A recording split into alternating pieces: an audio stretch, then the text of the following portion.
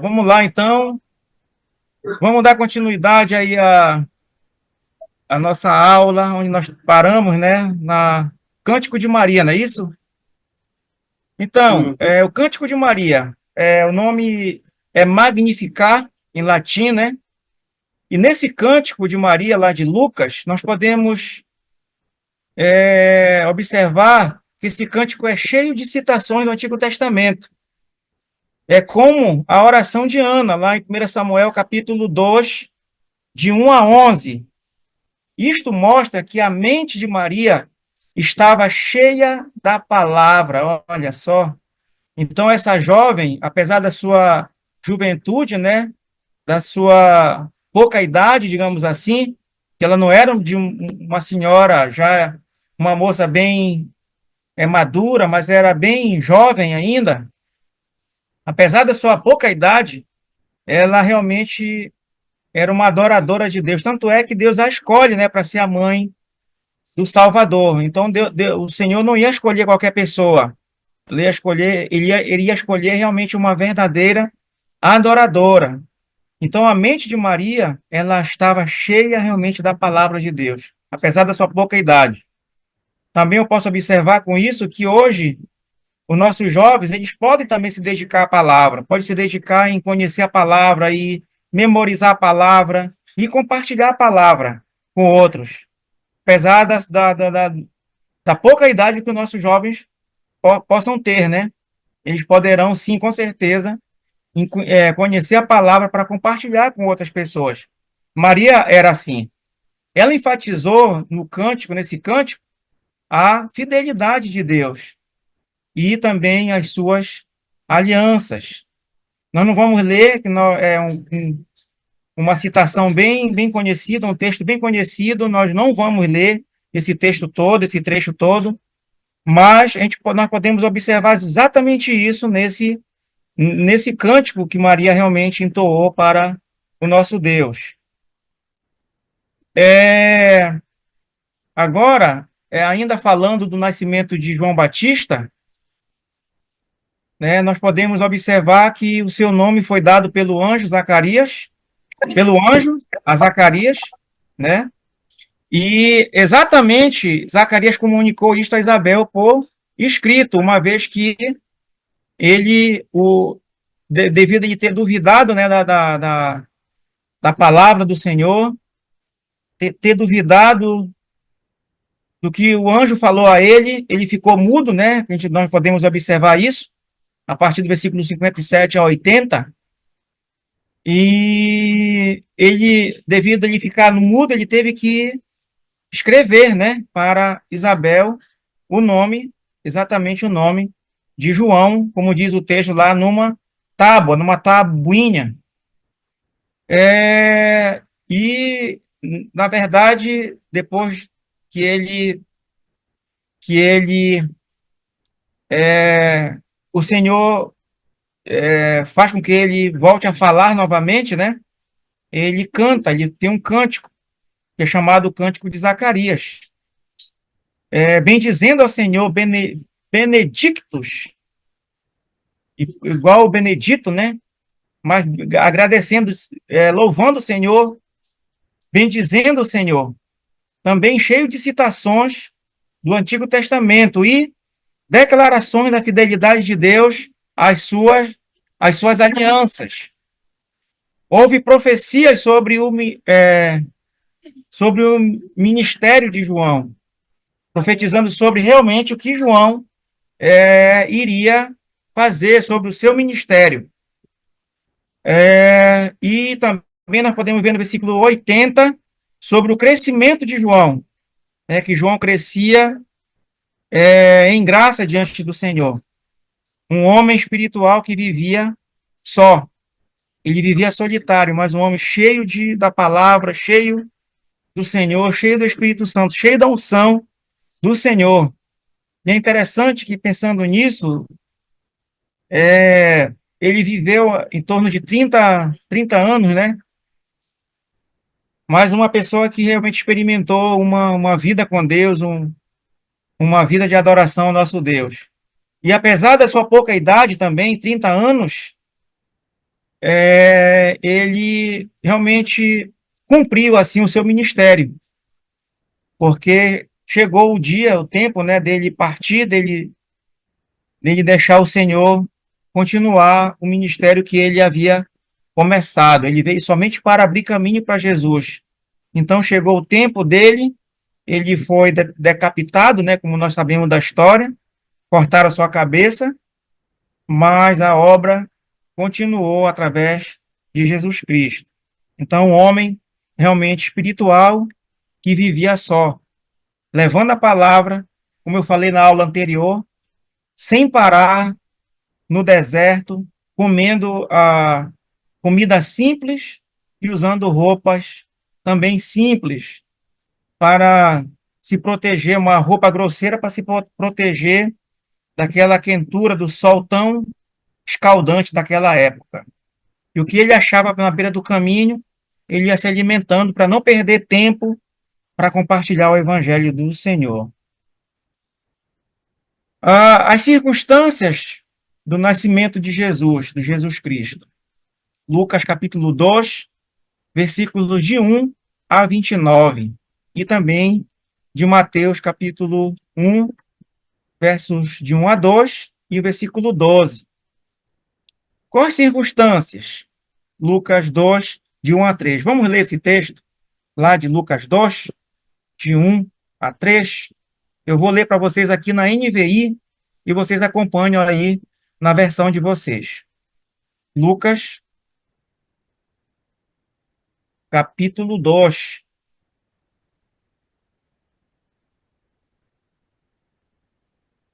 Capítulo 2 de Lucas, versículo 1 e versículo de 1 a 3. Lucas 2, de 1 a 3. Diz assim: naqueles dias, versículo 1, César Augusto publicou um decreto ordenando o recenseamento de todo o Império Romano.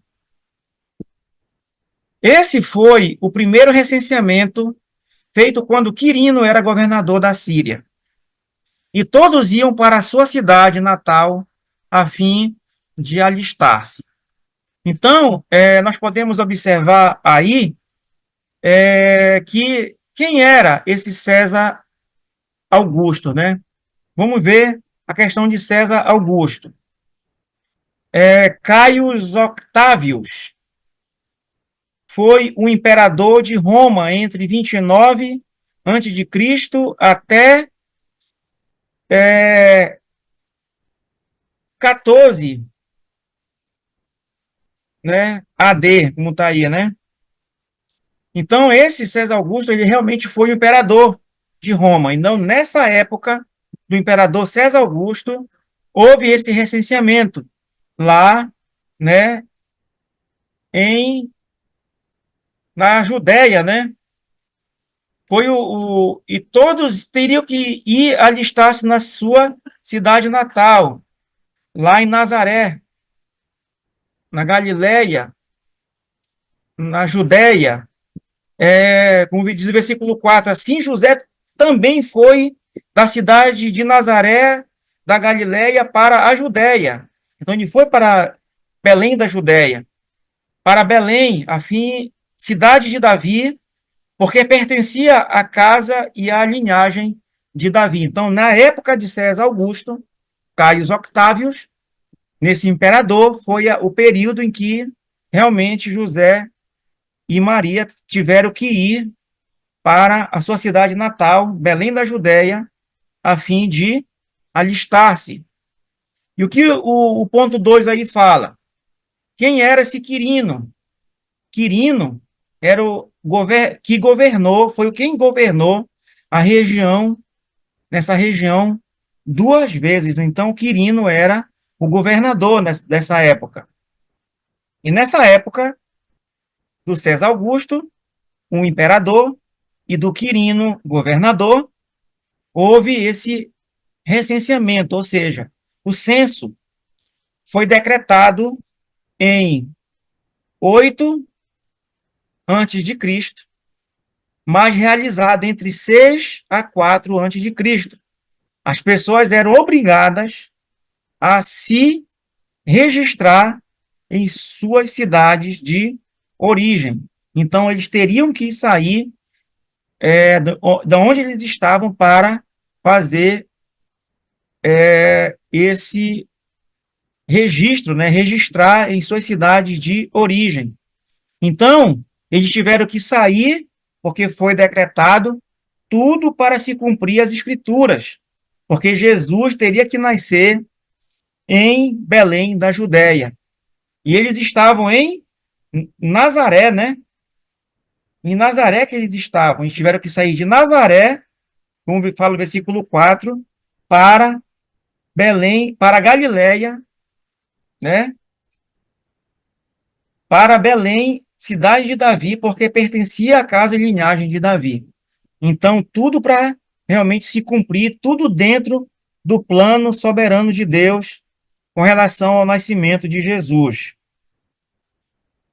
O local, Belém, que significa casa do pão. Esse é o significado da palavra Belém, casa do pão. A cidade de Davi. Ruth se casou com Boaz, também em Belém. Isso está lá em Ruth, capítulo 1, versículo 22. E Ruth, capítulo 2, versículo 4. Davi era um pastor e foi ungido rei também em Belém. Lá está em 1 Samuel, capítulo 17. Foi profetizado que o Messias seria de Belém, conforme Marcos, capítulo 5, versículo 2. Aliás, não é Marcos, eu creio que seja Miqueias, perdão. Tá aí Marcos, mas é Miqueias, viu, pessoal? Nós já até vimos essa referência na aula passada.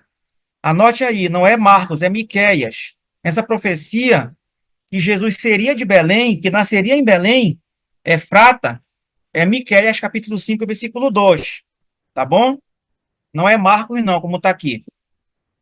Mais de 100 quilômetros de Nazaré, 10 quilômetros de Jerusalém, foi a cidade de registro para Maria e José.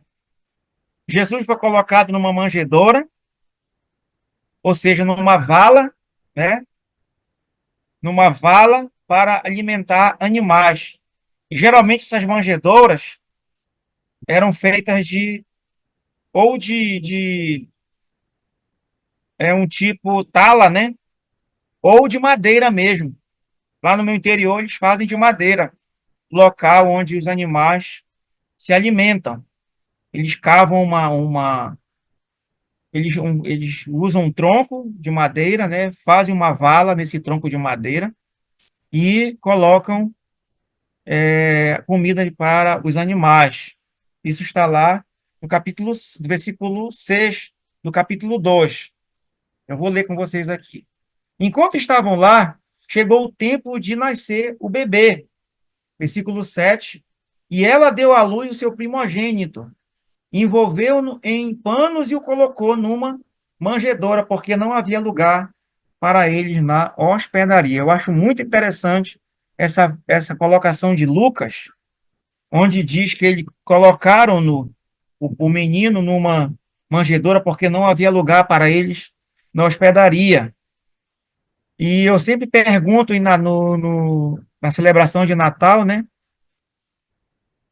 Não havia lugar para eles. Eu gosto muito de enfatizar essa fala, bem aí. Não havia lugar para eles na hospedaria. Não havia lugar para Jesus na hospedaria, mas havia lugar para Jesus lá no meio dos animais.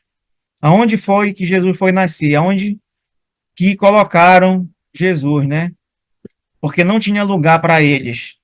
Era tanta gente, era tanta gente se envolvendo com a questão do recenseamento, do alistamento, que as hospedarias estavam cheias, né? E quando Jesus chegou lá para nascer com Maria e José, seus pais, não tinha lugar para ele nascer. Colocaram Jesus lá para o final. E a pergunta é que fica para nós, onde é que nós temos colocado Jesus hoje, né? Será que no centro das nossas vidas ou lá para o final? Onde Jesus, se fosse Jesus fosse nascer hoje, onde ele nasceria, né? Mas tudo isso para se cumprir nas Escrituras que Jesus não iria nascer em um local que chamasse atenção, um berço de ouro, mas ele nasceu, o rei nasceu em um lugar também muito simples, muito humilde. A partir do versículo 8, agora, aqui de Lucas 2, nós podemos ver o anúncio dos anjos. Lucas capítulo 2, dos versos de 8 a 13. E eu vou ler aqui para a gente, tá? Rapidamente. Havia pastores que estavam nos campos próximos e durante a noite tomavam conta dos seus rebanhos. E aconteceu que um anjo do Senhor apareceu-lhes e a glória do Senhor resplandeceu ao redor deles e ficaram aterrorizados. Mas o anjo lhes disse: Não tenham medo, estou trazendo boas novas de grande alegria para vocês, que são para todo o povo. Hoje, na cidade de Davi, nasceu o Salvador, que é Cristo o Senhor. Isto servirá de sinal para vocês. Encontrarão o bebê envolto em panos e deitado numa manjedoura. De repente, uma grande multidão do exército celestial apareceu com o anjo, louvando a Deus e dizendo: Glória a Deus nas alturas e paz na terra aos homens, aos quais ele concede o seu favor. Até o versículo 14. Então, quem eram esses pastores? Homens simples e socialmente desprezados. Homens que viviam lá no campo, homens das mãos calejadas, né? Pessoas, talvez, devido ao sol, a temperatura, ou até mesmo a, o sereno, né, da noite, porque não tinha hora para eles retornarem.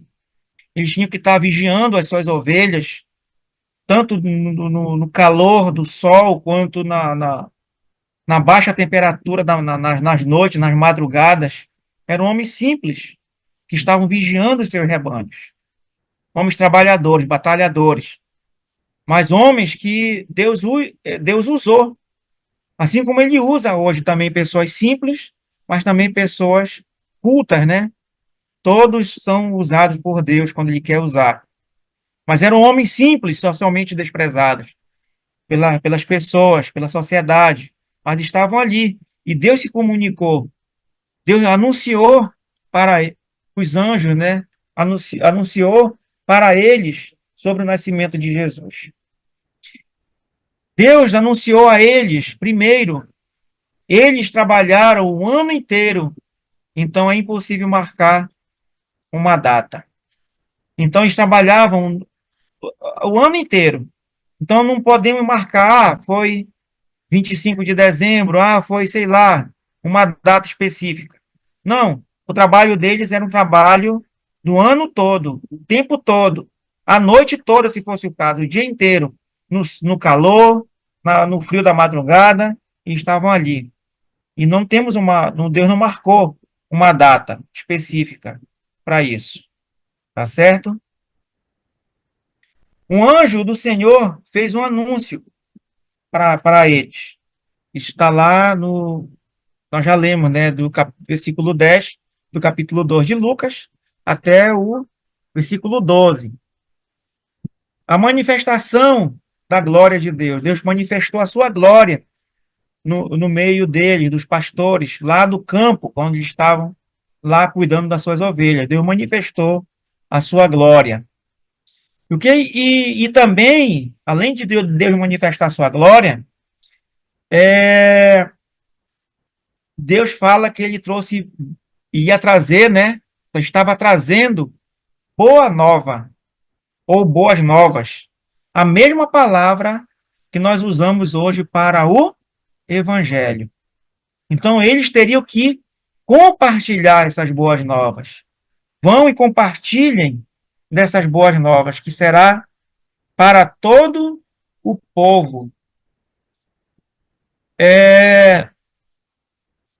Então, o nosso prazer também hoje, o nosso privilégio hoje, como servos de Deus, pessoas simples ou pessoas cultas, também deverá ser também termos essa mesma visão de compartilharmos das boas novas do reino para todas as pessoas.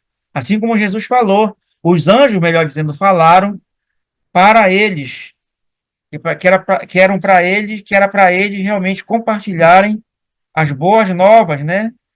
Que, Jesus, que hoje, como eles falaram, que é alegria, como fala aqui, grande alegria. Essas boas novas nos traz grandes alegrias. A alegria realmente da salvação, que não tem outra alegria maior do que essa. Como João fala para os seus ouvintes, né? Que não tem a maior alegria do que essa, de ver os meus filhos andando na verdade. Que alegria a gente ver alguém realmente crescendo em graça, crescendo na sua intimidade com Deus, crescendo fruto da salvação, como fruto dessa salvação. Então, a grande alegria que ele fala aqui é a grande alegria da salvação. E também essa alegria da salvação será para todo o povo. Todos os povos deveriam ser privilegiados com a alegria da salvação, que estende até nós, os gentios. Que alegria, meus irmãos, poder o evangelho chegar até nós. E Deus usou pessoas para chegar até nós. Deus usou pessoas que se desdobraram, largaram a sua pátria natal, a sua terra natal, para chegar até nós, onde nós estamos hoje. Deus usou pessoas, que muitas dessas pessoas já não estão entre nós, como seu Clarindo, seu Bio e outros aí. Dona Bárbara, que chegou talvez junto com o seu Bio, né, em 1949, onde começa a nossa história aqui no Brasil, a história da palavra, do evangelho que os americanos trouxeram aqui para nós. Então, pessoas que Deus usou para chegar o evangelho até nós, porque essa promessa dos anjos lá para os pastores, que seria para todo o povo a alegria da salvação, então chegou para nós também, até mesmo para nós gentios, que estávamos distantes do Senhor. E qual seria, o que seria, né, essa alegria? O Salvador nasceu. A salvação veio a partir do nosso Salvador, que nasceu em Belém, lá na Judéia, onde não tinha lugar para ele. E ele também, hoje, ele ainda continua a nascer, mas não fisicamente, a nascer nos corações das pessoas, dando uma nova vida, uma nova, uma nova intimidade com ele mesmo, um novo relacionamento com ele mesmo. E ele ainda continua a fazer isso através do seu evangelho, das boas novas. E como fala aqui, o sinal, qual seria o sinal, né? Que a criança estava envolta em faixas, numa manjedoura. O próprio Cristo estava todo enfaixado numa manjedoura. Como eu falei agora há pouco, não foi lá ele não nasceu lá na hospedarias, né? No meio dos grandes, que poderiam pagar as diárias, né, de um hotel. Não. E nasceu lá no meio dos animais. De uma forma muito simples, o Salvador, o dono do universo, nascendo em um lugar muito simples. E eu sempre digo, quando nós vamos comer uma comida muito boa, né, que nem o próprio Cristo talvez não experimentou tais comidas que nós experimentamos hoje. Não sei se vocês pensam dessa forma. E é uma forma de nós adorarmos ao Senhor, adorarmos a Deus por uma infinidade de alimentos que Ele tem dado para nós. Só coisa boa. Talvez Ele nem mesmo, Ele, em toda a sua glória, sendo dono, não participou. Onde Ele nasceu? No meio dos animais. E como diz aqui no ponto 3, uma multidão de anjos louvando a Deus, né? Uma multidão de anjos louvando ao Senhor, dizendo, versículo 14: Glória a Deus nas alturas e paz na terra aos homens, aos quais ele concede o seu favor. Ou seja, ele concede a sua graça. Uma multidão de anjos louvando a Deus. Uma multidão de seres celestiais adorando ao Senhor. E hoje é o nosso privilégio adorarmos ao Senhor. Hoje nós podemos dizer que há uma multidão de pessoas, né, adorando a Deus, louvando ao Senhor pelo fato dele ter realmente transformado as nossas vidas. E aí, do versículo 15 ao versículo 20, vamos ler agora, vamos fazer essa leitura, a visita pelos pastores. Ainda continuando sobre a visita, né, pelos pastores. Quando eles chegam lá, né? Quando os anjos os deixaram, versículo 15, e foram para os céus, os pastores disseram uns aos outros. Aí eles vão lá, né? Vamos a Belém e vejamos isso que aconteceu e que o Senhor nos deu a conhecer. Ou seja, eles confiaram na palavra, eles depositaram sua confiança naquilo que os anjos falaram a eles, e eles obedeceram, e eles foram até lá. Então correram para lá e encontraram Maria e José e o bebê deitado na manjedoura, assim como o anjo havia falado a eles. Depois de o verem, contaram a todos os que lhes fora dito a respeito daquele menino. E todos que ouviram o que os pastores diziam ficaram admirados, ou seja, maravilhados. Maria, porém, guardava todas essas coisas e sobre elas refletia em seu coração. Os pastores voltaram, glorificando e louvando a Deus por tudo que tinham visto e ouvido, como lhes fora dito. Olha só que maravilha, que alegria daqueles homens simples que eles viram, seus olhos viram, seus ouvidos ouviram. Eles ficaram maravilhados, ficaram admirados. E o povo também ficou admirado. Como diz aqui o ponto 1, os pastores espalharam as notícias por todos os lugares. Como é que não espalha?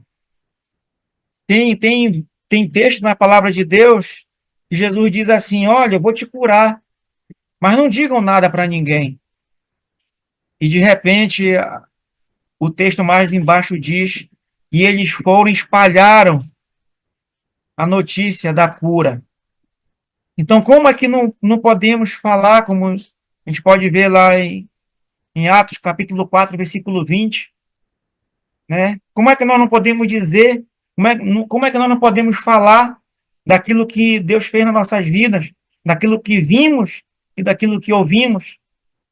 Então, eles espalharam rápido a notícia daquilo que eles viram e daquilo que eles ouviram. Que bom que seria, né? Que se nós também espalhássemos a notícia todos os dias, as boas novas de salvação, espalhássemos, como diz lá no livro de Atos, eles encheram Jerusalém das suas doutrinas, que nós possamos encher a nossa cidade, nosso bairro, a nossa rua da palavra de Deus. Enchermos. Eles encheram, eles espalharam as notícias. E o resultado disso foi que o povo se admirou, né? O povo estavam todos admirados, espantados, maravilhados com aquilo que os pastores estavam falando. E Maria, ponto 3, estava meditando. Somente meditando em tudo aquilo que ela estava também ouvindo. Porque Maria era obediente. Ela era uma adoradora, como eu falei, né? Uma jovem adoradora. Então ela estava refletindo sobre tudo aquilo e talvez da forma como Deus a usou para cuidar do Salvador, e como Deus usou José para cuidar do Salvador. E a pergunta que eu sempre penso, e eu sempre faço para mim mesmo é: será que Deus hoje usaria cada um de nós, eu e você, para sermos os pais, para cuidarem do nosso Salvador, de Jesus? Porque ele nos deu certas missões hoje, e nos deu certos privilégios hoje, também de fazermos alguma coisa em prol do seu reino. Será que nós estamos fazendo de uma forma que agrada ao Senhor, próprio Deus, né? Pensemos nisso. E agora a gente vai falar sobre a circuncisão, lá no versículo 21. A sua circuncisão. Todo judeu tinha que passar pela circuncisão, ou seja, uma pequena cirurgia no prepúcio da criança. E isso é bom, eu estava até vendo um vídeo, acho que ontem, hoje, como é feito hoje, né, a cirurgia, que é chamada da cirurgia de fimose, né? Então é muito complicado e para quem é adulto é dolorido e demora. Então, tem que ter muito repouso. Por isso que é bom fazer logo em criança. E o judeu se preocupa com essa questão da saúde, né, do homem. E é mais saudável para quem é circuncidado, porque não transmite doenças com facilidade.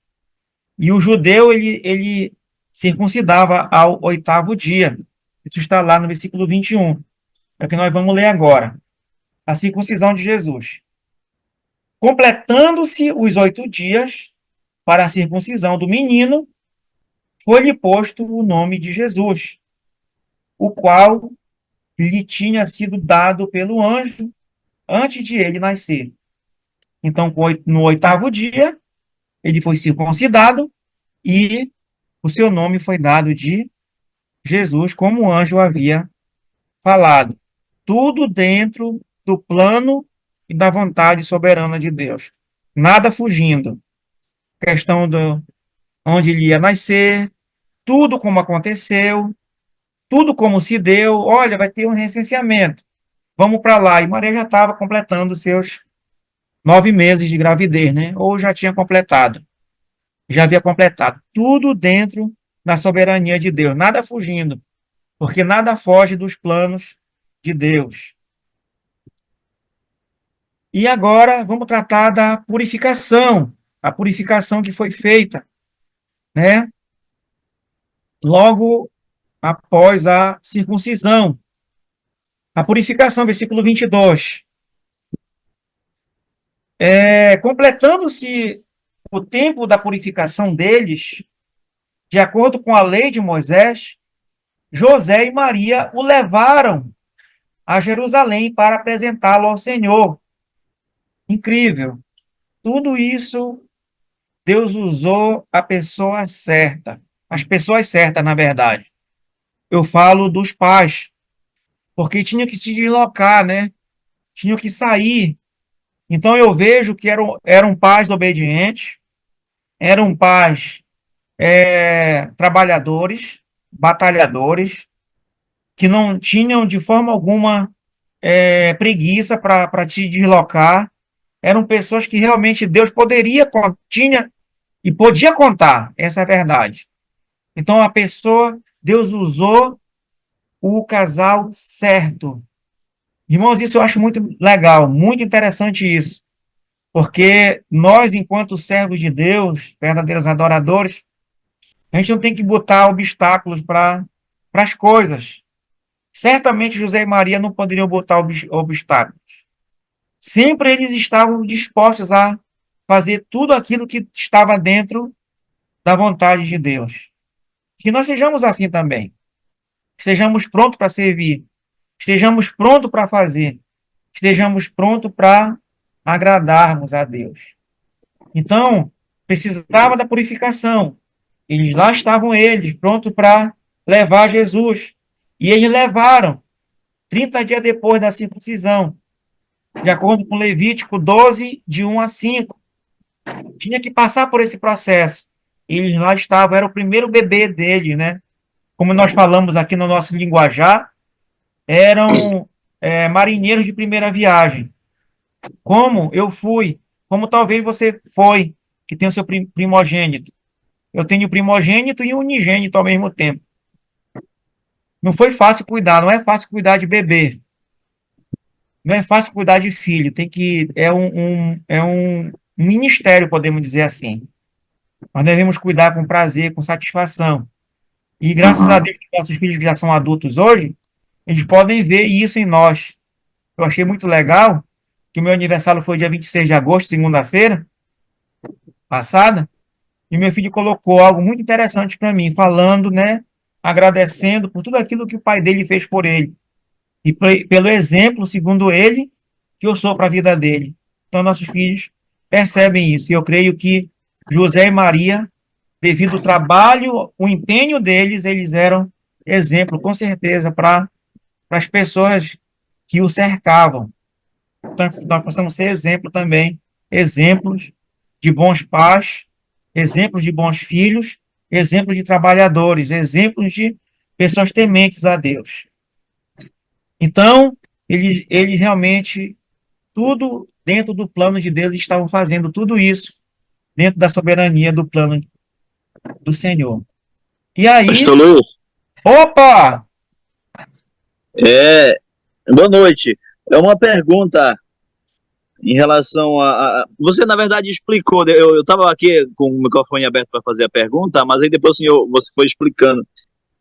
Passado os dias da purificação, era o resguardo da circuncisão, é isso? Isso, 30 Ah, dias. tá. 30 Tá, ok. dias. Obrigado. 30, na verdade, 31 dias depois da circuncisão. Então, ele foi Aham. circuncidado, passou-se E, período, e aí vem para um próximo passo, que é justamente a questão da purificação, que tinha que fazer isso. Um judeu tinha que fazer, passar por esse processo de acordo com Levítico, capítulo 12, aham. versículos 1 a 5, tá certo? Isso. Tá, Só ok, para a gente beleza, entender. obrigado. E aí vem a questão da apresentação do primogênito, né? De acordo com Neemias, ou Números, melhor dizendo, Números capítulo 18, versículo 15. Mas isso nós podemos ver lá em Lucas 2, 22 a 24.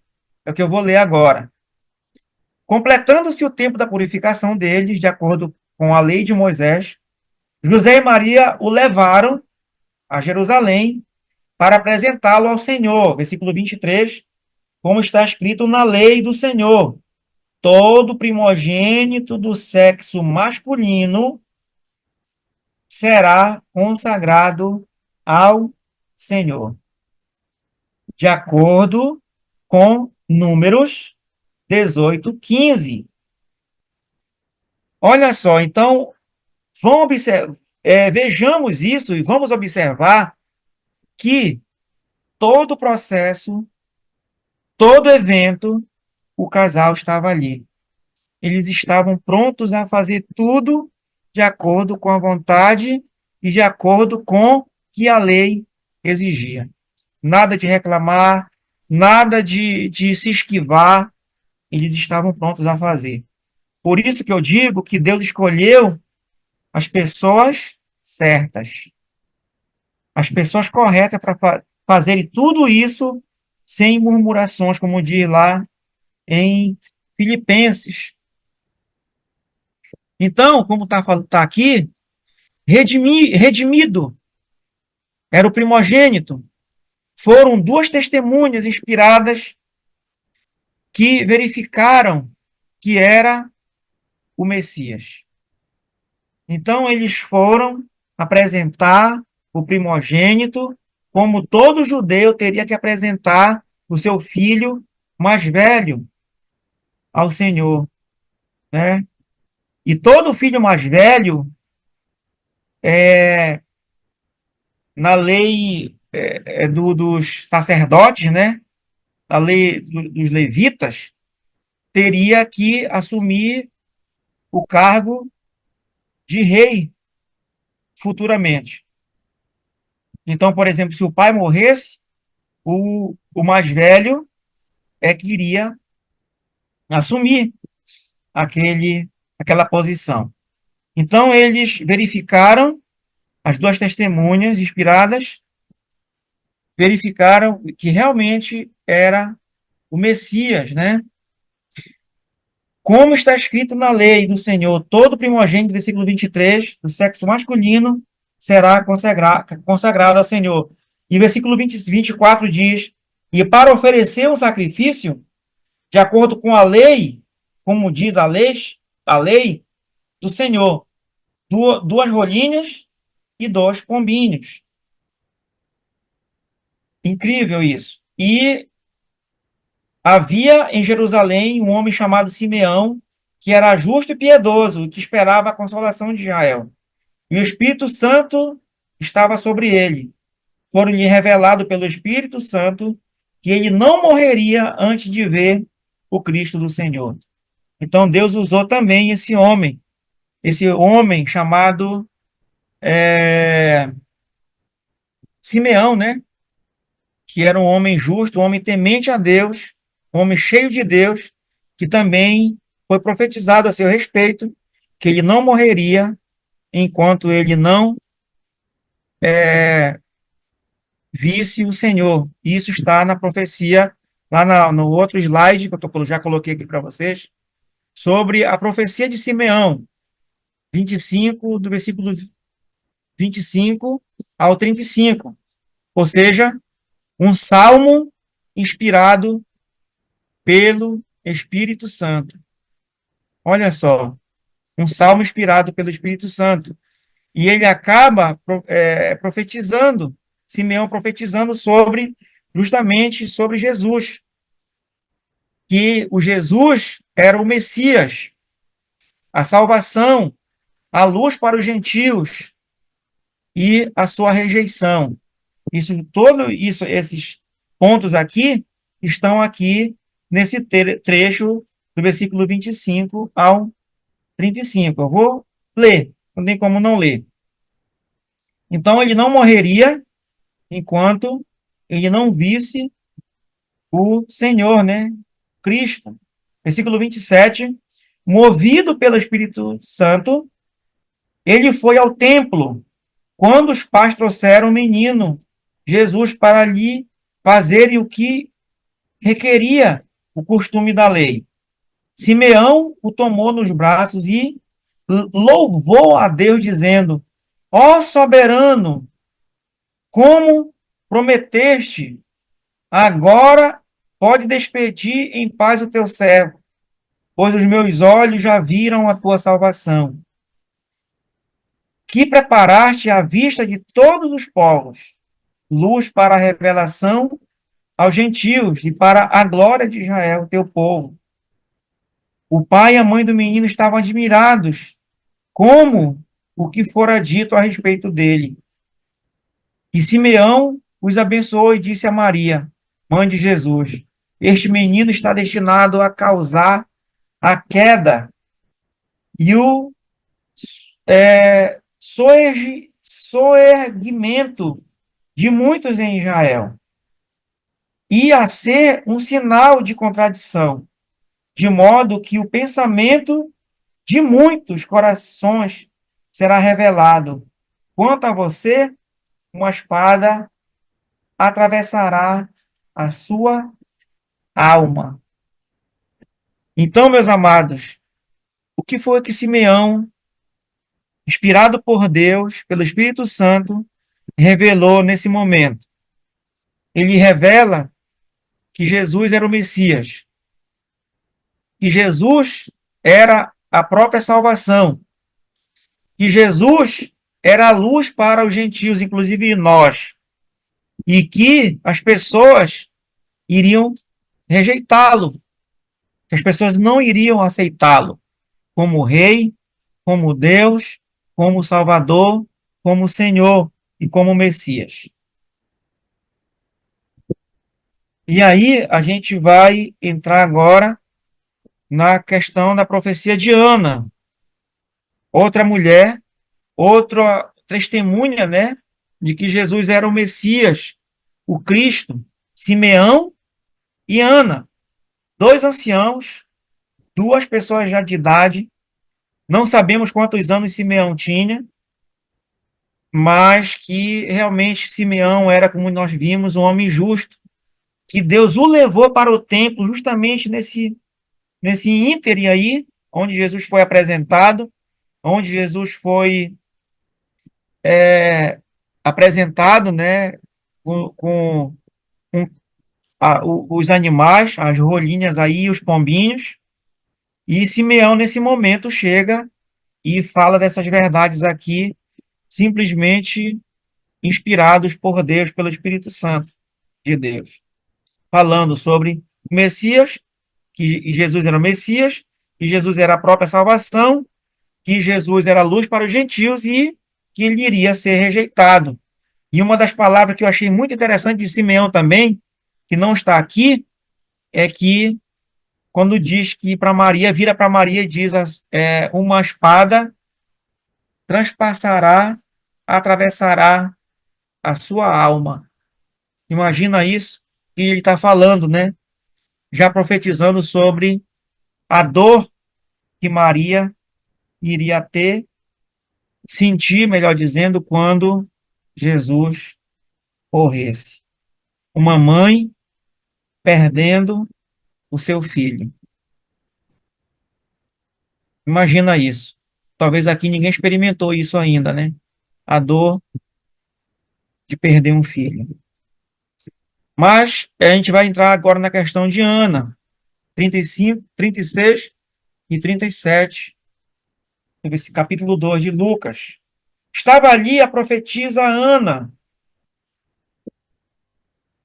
filha de Fanuel, da tribo de Azer. Era muito idosa. Tinha vivido com seu marido 7 anos depois de se casar. 7 anos apenas.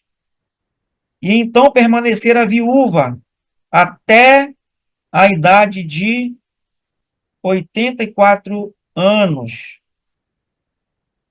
84 anos de viuvez. Nunca deixava o templo. Adorava a Deus, jejuando e orando dia e noite. Que mulher, meus irmãos. Que adoradora. Que exemplo para nós. Ela não deixava o templo. Ela não deixava de orar. Nunca deixava de jejuar. São práticas que, às vezes, nós achamos que não é necessário. Mas Deus aqui deixou um grande exemplo para nós de uma grande mulher, de uma grande adoradora. E tudo isso que ela fazia, não pensemos nós que era a questão da religiosidade. Nem ela, nem Simeão. Porque às vezes nós achamos que tudo isso é religiosidade, se a gente vê alguém fazer. Mas não pensemos assim. Era de verdade. Tanto é que Deus aqui dá exemplo dela, um exemplo bom, um exemplo positivo, para nós também nos guiarmos. Então ela não deixava de orar, ela não deixava de jejuar, e diz que ela orava dia e noite. Era uma mulher de oração, era uma mulher da palavra. Poucas pessoas hoje têm esse ministério de oração e ministério da palavra. Ministério de oração mesmo, e ministério de jejuar, que não precisa dizer para ninguém. Mas eu já ouvi muitas pessoas dizerem assim, elas não dizem jejum, elas dizem assim, eu estou na bênção hoje. Eu já entendo o que é. Que nem é necessário dizer, né? Quando você ouvir alguém dizer, você oferece algo para alguém, ela dizer assim, não, eu estou na bênção hoje. Ela está jejuando. Pois bem, mas o que fala sobre Ana? O que é que nós podemos aprender sobre Ana? Essas verdades aqui tão profundas sobre ela. Que ela tinha uma vida de gratidão. Só aqui a gente pode observar essa mulher em 2 versículos, né? mas que 2 versículos nos dão ânimo para a gente continuar no nosso ministério de oração, de jejum, da palavra e de comunhão, de relacionamento. E, acima de tudo, de gratidão. E a profecia da redenção, e ela nos mostra aqui, né? A profecia da redenção. Ela adorando a Deus, ela adorava a Deus e que Deus iria redimir, né, o povo de Israel. A gente pode ver, observar isso na vida dessa mulher, uma vida de gratidão e a profecia da redenção. E esse ministério que eu falei para vocês aí, ministério da palavra, ministério da oração, ministério do jejum, e o ministério, quando ela fala de estar todos os dias no templo, é porque ela também queria se relacionar com seus irmãos. Isso eu vejo o ministério da comunhão. Ela tinha como gostava de como estar em comunhão uns com os outros. É o que nós gostamos hoje, né? De ter comunhão também uns com os outros. E agora nós vamos entrar na questão das visitas dos magos, lá de Mateus, capítulo 2, de 1 a 12. Vamos para esse texto lá. Depois eu vou abrir para perguntas. Ainda não é a hora das perguntas, mas depois a gente vai deixar vocês perguntarem ou vocês comentarem, tá bom? Vamos lá para Mateus capítulo 2, do versículo 1 até o versículo 12. Depois que Jesus nasceu em Belém da Judéia, nos dias do rei Herodes, magos vindo do Oriente chegaram a Jerusalém e perguntaram: onde está o recém-nascido rei dos judeus? Vimos a sua estrela no Oriente e viemos adorá-lo. Quando o rei ouviu isso, ficou perturbado e com ele toda Jerusalém. Tendo reunido todos os chefes dos sacerdotes, do povo e os mestres da lei, perguntou-lhes onde deveria nascer o Cristo. E eles responderam: em Belém, da Judéia, pois assim escreveu o profeta. Isso está lá em Miqueias 5:2. Mas tu, Belém, da terra de Judá, de forma alguma és a menor em meio às principais cidades de Judá. Pois de ti virá o líder que, como pastor, conduzirá Israel, o meu povo. Então Herodes chamou os magos secretamente e informou-se com eles a respeito do tempo exato em que a estrela tinha aparecido. Enviou-os a Belém e disse: vão informar-se com exatidão sobre o menino. Logo que o encontrarem, avisem-me, para que eu também vá adorá-lo. Depois de ouvirem o rei, eles seguiram seu caminho, e a estrela que tinham visto no Oriente foi adiante deles, até que finalmente parou sobre o lugar onde estava o menino. Quando tornaram a ver a estrela, encheram-se de júbilo. Ao entrarem na casa, viram o menino com Maria, sua mãe, e prostrando-se o adoraram. Adoraram o menino. Bom que se diga. O adoraram. Então abriram seus tesouros, seus presentes, e deram para Jesus os seguintes presentes: ouro, incenso e mirra. E tendo sido advertidos em sonho, para não voltarem a Herodes, retornaram à sua terra por outro caminho. O que nós podemos aprender com tudo isso?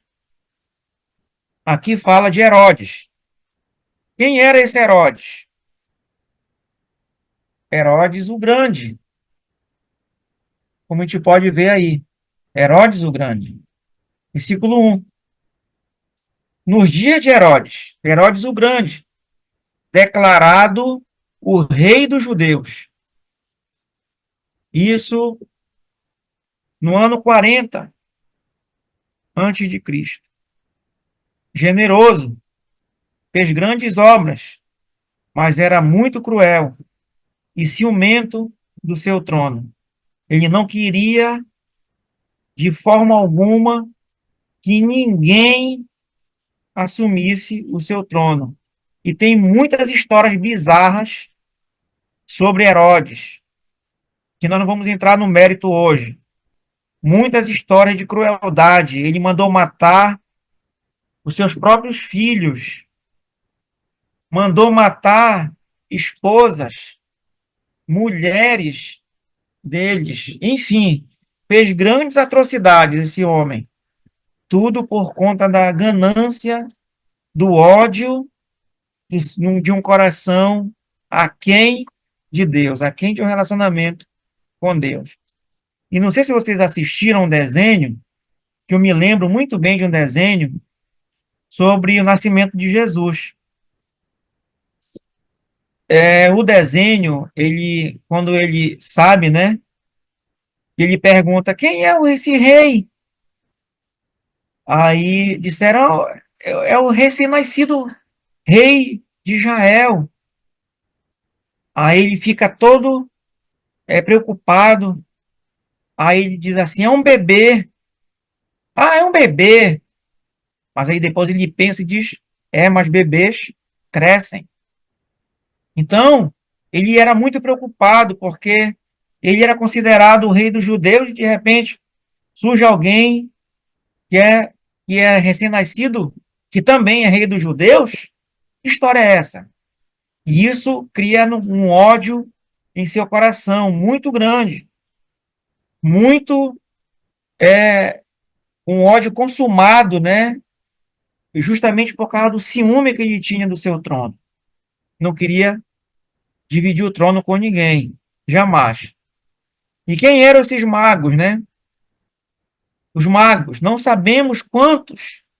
Só para a gente ter uma ideia, não são três como alguns falam, né? Os três magos.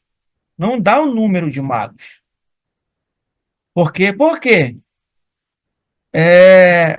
Porque, gente, não eram apenas três, era uma caravana, e não iam andar com toda essa riqueza com três pessoas. Era uma viagem muito perigosa. Era uma viagem muito longa.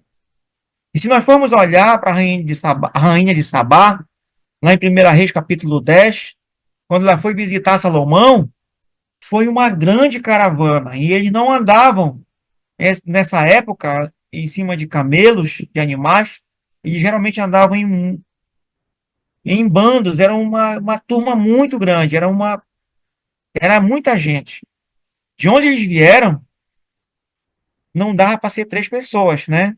Então, não sabemos quantos, de qual país ou meio de transporte. Não sabemos de onde eles vieram, de qual país eles vieram. Talvez há aqui uma especulação, né, de que talvez fossem midianitas ou partonos, mas não sabemos de qual país eram esses magos. E nem sabemos o número exato de quantos eram que vieram de seus países.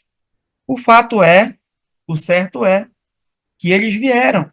E vieram com um único propósito: adorar. Irmãos, eu acho muito interessante esse texto. Me anima demais esse texto. Por quê? Porque, vejamos bem, melhor dizendo, de onde eles vieram. Eles vieram adorar de muito longe. Eles vieram adorar ao Senhor, arriscando as suas vidas.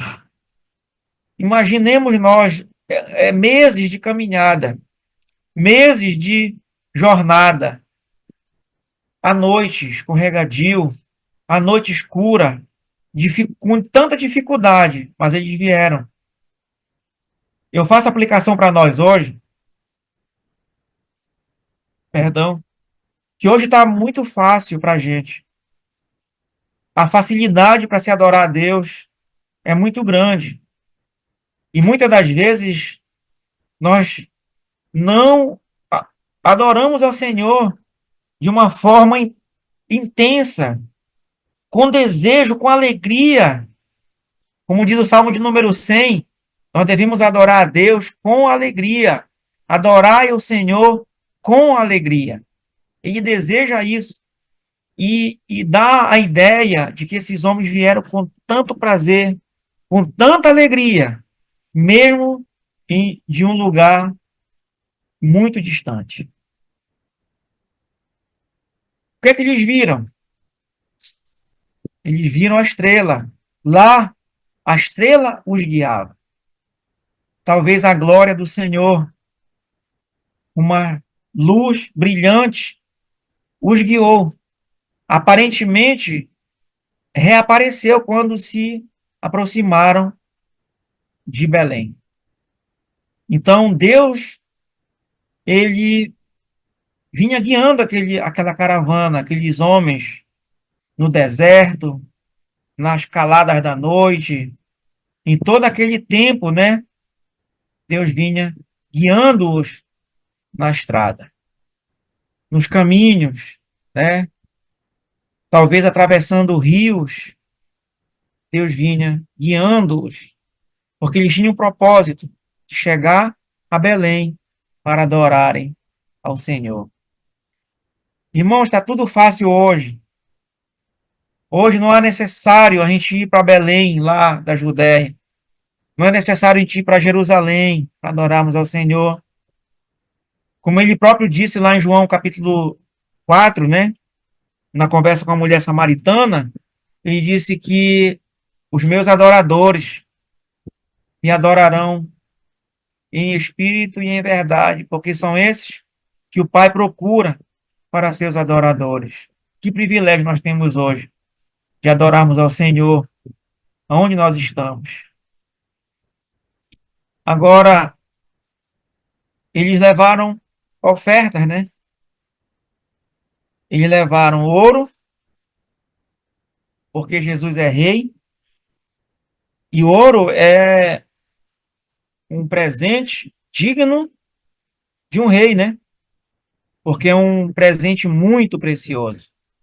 Eu não sei qual o presente que nós poderíamos dar hoje de tão precioso. Por exemplo, eu me lembro daquela pecadora que ungiu os pés de Jesus, né? Ela ungiu um perfume muito caro, e derramou um perfume que diz lá, o próprio Judas falou, né? Por que não se vende esse perfume tão caro e se dá o dinheiro para os pobres? Mas o pobre era ele mesmo que tirava, né? De lá do dinheiro que eles guardavam, né? Que eles reservavam, ele era o tesoureiro, ele tirava. Então aquela mulher não teve pena de dar aquele precioso perfume. Agora imaginemos nós o ouro que eles trouxeram, né? Tanto ouro para Jesus. Um presente muito caro, digno de um rei. Por exemplo, olhando lá para a Rainha de Sabá, se nós formos olhar lá em 1 Reis 10, também a história conta que ela trouxe muito ouro para o Salomão. Então, o ouro é presente digno de um rei, para rei. Então, Jesus é rei. É o rei dos reis e senhor dos senhores. Também eles levaram incenso. Jesus sendo Deus, e o incenso era usado pelos sacerdotes. Lá no templo, os sacerdotes usavam incenso. E Jesus, além de ser rei, merece ouro, merece tudo de nós, o melhor de nós. Ele merece a nossa vida. Ele é o nosso sacerdote, sumo sacerdote. Por isso que levaram incenso, porque ele é o sacerdote, ele é Deus. Era usado lá no templo. Também usaram mirra. Mirra é usado para o embalsamar, foi usado para embalsamar Jesus. Era uma erva, né? Eles usavam uma erva muito cheirosa, um tipo perfume, que ele era um ser humano, né? Ele era um ser humano e ia precisar certamente de cheiro, daquele cheiro desse perfume, e esse perfume era usado para o embalsamento do seu corpo. Então, olha só, rei, Deus, sacerdote e ser humano. Ele morreu e certamente no seu sepultamento usaram mirra para sepultarem-no, né, no seu túmulo. Esses três tipos de presente. Isso não significa dizer que eram três magos. E agora nós vamos ver a a fuga para o Egito, avisado pelo sonho também. Aliás, a fuga, melhor dizendo, não de Jesus, mas a fuga dos magos, né? Que eles foram avisados em sonho. Deus os avisou em sonho para que eles pudessem fugir, não retornarem pelo mesmo caminho. Por quê? Porque o rei disse para eles: olha, vocês vão adorar. Quando vocês adorarem, que vocês encontrarem o rei, né? O menino, vocês vão e voltem para me avisar que eu também quero ir adorar. Na verdade, eu não queria adorar. Sabendo da maldade de Herodes o Grande, o desejo dele era de tirar a vida, de matar. Tanto é que, já que eles não retornam, ele manda matar todas as crianças de 2 anos para baixo.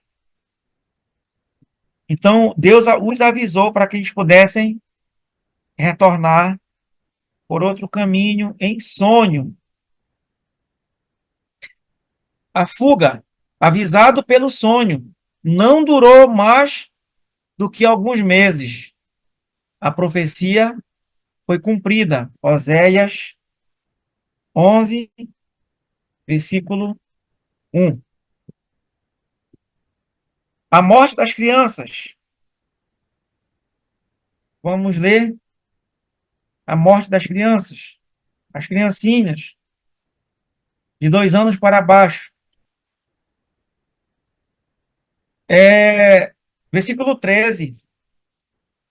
A fuga, né? A fuga para o Egito. Agora sim, a fuga de Jesus para o Egito. Versículo 13. Depois que partiram, um anjo do Senhor apareceu a José em sonho e lhe disse: levanta-se, tome o menino e sua mãe e fuja para o Egito. Fique lá até que eu diga a você, pois Herodes vai procurar o menino para matá-lo. Então, ele queria não adorar, como ele falou para os magos. Vão e me avisem. Já que eles não vieram, eles retornaram por outro caminho, foram para o seu país, para a sua terra natal, e o rei ficou esperando. E não voltaram, então eles tiveram que fugir. Deus avisou para José e Maria, para José, né, especificamente, em sonho. Até alguém perguntou, não sei se vocês já ouviram essa pergunta, qual foi o sonho de José no Egito? Vocês já ouviram essa pergunta? Alguém vai dizer, não, José não sonhou. Quem sonhou foi o rei, né? Lá no Egito. Foi Faraó. Mas José teve um sonho. Sim, ele foi avisado em sonho. O sonho foi o José, pai de Jesus, viu? Foi, vá-se embora, levante, tome o menino e sua mãe e fuja para o Egito. Esse foi o sonho que ele teve. Deus falando em sonho para ele. Fuja para o Egito. Fique lá até que eu diga a você. pois Herodes vai procurar o menino para matá-lo. E exatamente está se cumprindo esse texto de Oséias, capítulo 11, versículo 1, quando diz que ele iria viver no Egito. De lá, do Egito, tomei o meu filho, como diz aqui, né? Então, versículo 14, se levantou, tomou o menino e sua mãe durante a noite e partiu para o Egito, onde ficou até a morte de Herodes. E assim a profecia se cumpriu, o que foi o Senhor tinha dito pelo profeta, exatamente o profeta Oséias. Do Egito chamei o meu filho. Então, foi avisado pelo sonho, não durou mais que alguns meses. A profecia foi cumprida. Não demorou muito, porque o rei queria matar Jesus. Por isso que o anjo falou em sonho, Deus falou em sonho para José. E aí vem a questão das mortes, né? Da mortandade das crianças. Versículo 16. Quando Herodes percebeu que havia sido enganado pelos magos, que eles não retornaram, né? Foram por outro caminho, ficou furioso e ordenou que matassem todos os meninos de 2 anos para baixo, em Belém e nas proximidades, de acordo com a informação que havia obtido dos magos. Então se cumpriu o que fora dito pelo profeta Jeremias. Ouviu-se uma voz em Ramá, choro e grande lamentação. É Raquel que chora por seus filhos e recusa ser consolada, porque já não existem. Raquel é uma representatividade das mães desses bebês que foram assassinados pelo violento, cruel Herodes o Grande. Herodes sentiu-se enganado e ameaçado. Matou todas as crianças, porque se enfureceu. Matou todos. E a profecia foi cumprida, lá de Jeremias 31, versículo 15. Imagina aquelas mães, né? Chorando, lamentando pela perda dos seus queridos filhos. E aí, nós podemos agora observar a criação de Jesus, a sua criação. Mateus capítulo 2, do 19 ao 23. Vamos ler? Depois que Herodes morreu, é isso? O anjo do Senhor apareceu em sonho a José, perdão, perdão, gente, e disse: levante-se, tome o menino e sua mãe e vá para a terra de Israel, pois estão mortos os que procuram tirar a vida do menino. Ele se levantou, isso lá no Egito já, tomou o menino e sua mãe e foi para a terra de Israel.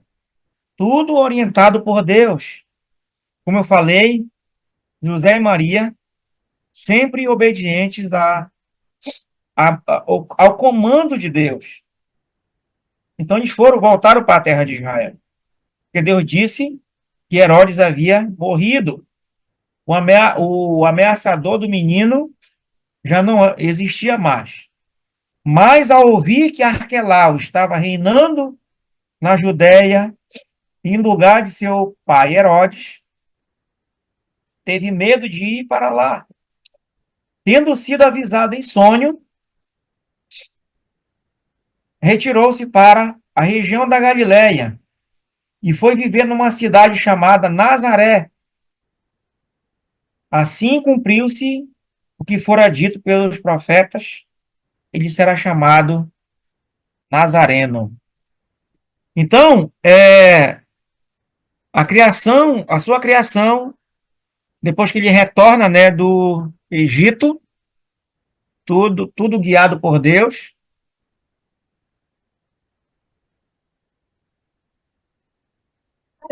Orientado por Deus. Ele foi refugiado, é, foi refugiado do filho de Herodes. A profecia foi cumprida, não foi registrado no Antigo Testamento. Essa profecia não foi registrada no Antigo Testamento, mas ela foi cumprida. Essa questão aí de chamado de Nazareno, ele será chamado Nazareno, não estão registrado no Antigo Testamento, mas o fato é que ele foi morar, né, em Nazaré. Aqui, e o seu caráter? O que falar do seu caráter? Lucas, vamos voltar agora para o livro de Lucas, capítulo 2,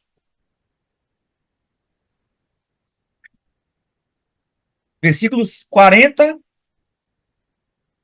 Lucas, capítulo 2, versículo 40 e o 52. Vai falar do caráter de Jesus. Agora, o menino crescia lá em Nazaré, né? E se fortalecia, enchendo-se de sabedoria, e a graça de Deus estava sobre ele. Agora, o versículo 52 diz o seguinte: Jesus ia crescendo em sabedoria, estatura e graça diante de Deus e dos homens. Ele ia crescendo, Jesus cresceu forte, cheio de sabedoria e cheio de graça.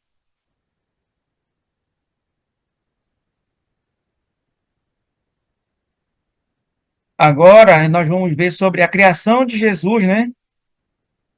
Versículo 40 a 52. Ele ficou no templo, do versículo 41 de Lucas 2 a 50. Ele ficou no templo. O que ele ficou fazendo no templo? Vamos ver lá? Lucas capítulo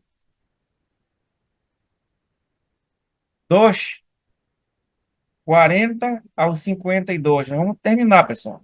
Acho que mais essa parte a gente termina. Vamos ver do versículo 41 em diante. Todos os anos seus pais iam a Jerusalém para a festa da Páscoa, ou seja, José e Maria.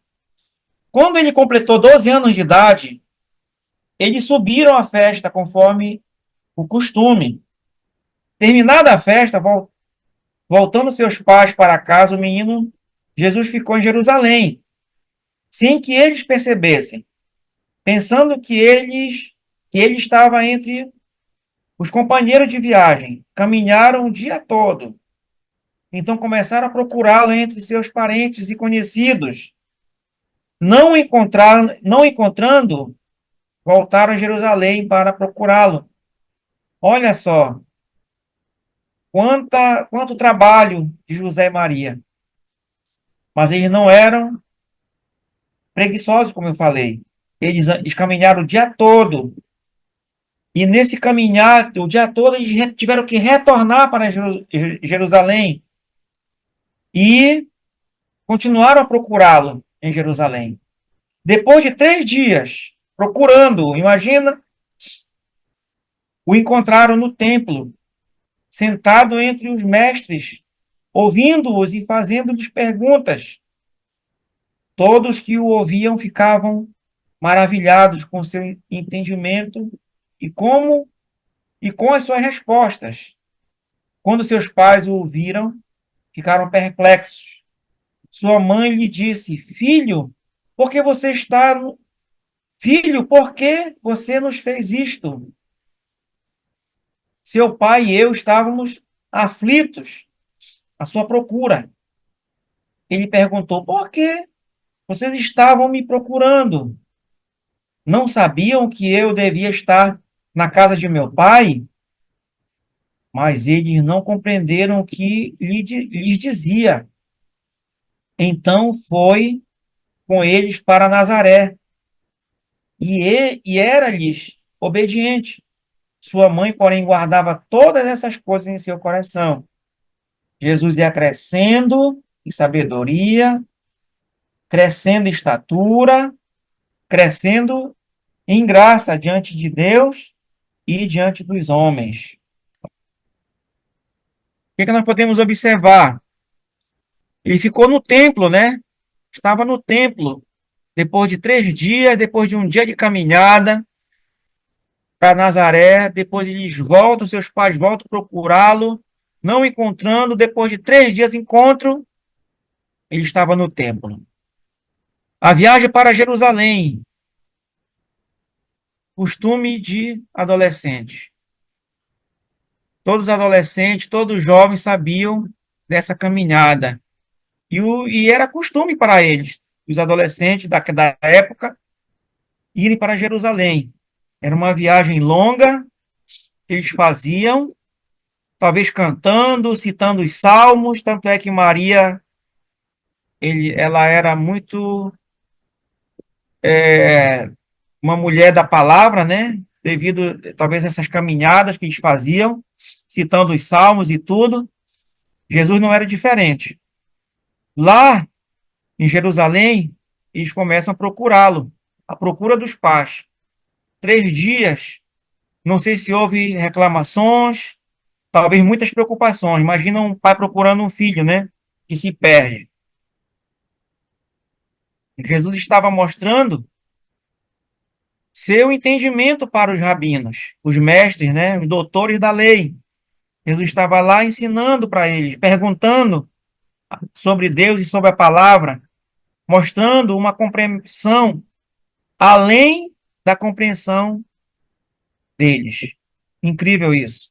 Jesus, Deus, um garoto de 12 anos, mas que sabia muito mais que todos eles. E ele diz: vocês não sabiam que eu deveria estar aqui na casa do meu pai, né? Está, versículo 49. Porque vocês estavam me procurando? Não sabiam que eu deveria estar na casa de meu pai? Ele chama meu pai. Ele tinha intimidade com Deus, né? Um relacionamento bem íntimo com Deus. Ele o chama de meu pai.